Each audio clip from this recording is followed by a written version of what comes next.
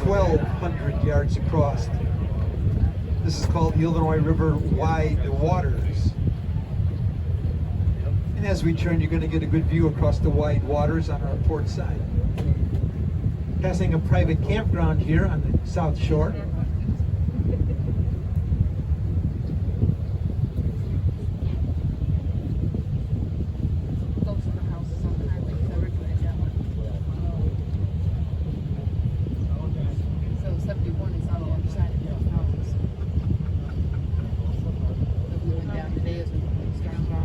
On our starboard side, you see the St. Peter sandstone on Buffalo Rock State Park. Buffalo Rock's another high sandstone promontory, like Starved Rock. Starved Rock is 2/3 of nature on top. Buffalo Rock is a mile long and a half a mile wide. 18,000 years ago, there was no water here. Just like the north and south bluffs, this was all sandstone, to about 100 feet above us. Sitting on that sandstone was an ice sheet, another 500 feet tall, sliding out of Hudson's Bay up in Canada. The last glacial epoch, the Wisconsin epoch, of the Pleistocene Ice Age. The ice began to melt about 16,000 years ago. Meltwater lasted nearly 10,000 years. The first flush of meltwater from the ice that cut the Lake Michigan basin started to carve this channel. For the next 10,000 years, meltwater ran down here. Buffalo Rock was an island in that glacial meltwater river.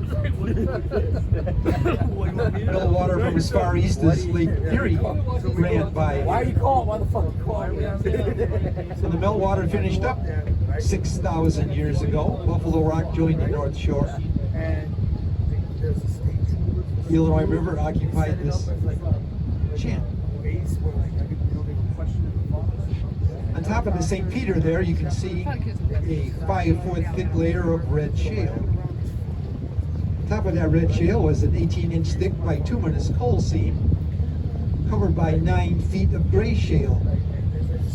In 1928, they began mining that coal at the west end of the rock with a steam shovel.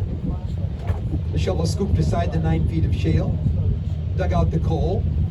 The coal was sent into Ottawa, where it was heated without oxygen to drive off the gas.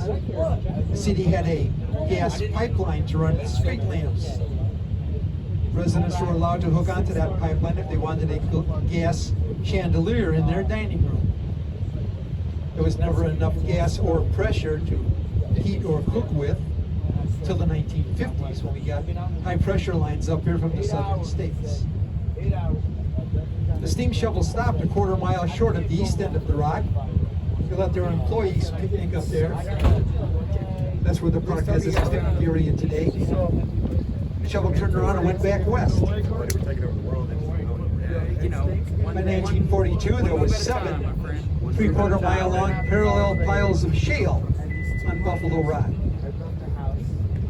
Just above the coal, there was a layer of sulfur that ended up on top of the shale pile. When it rained on it, that became sulfuric acid, and nothing grew on the clay hills, we call them. On picnics out here as children, we would go out to the clay hills and play moon landing, because there wasn't a green thing in sight. Late 1980s, that was all reclaimed.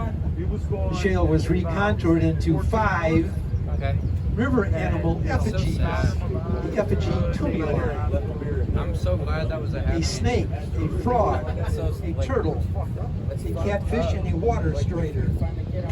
There's a 2.5 mile trail through those mounds now. You can see the grassy mounds. You can't see any shape unless you're 400 feet above ever it. explain what happened? His dad yelled at him.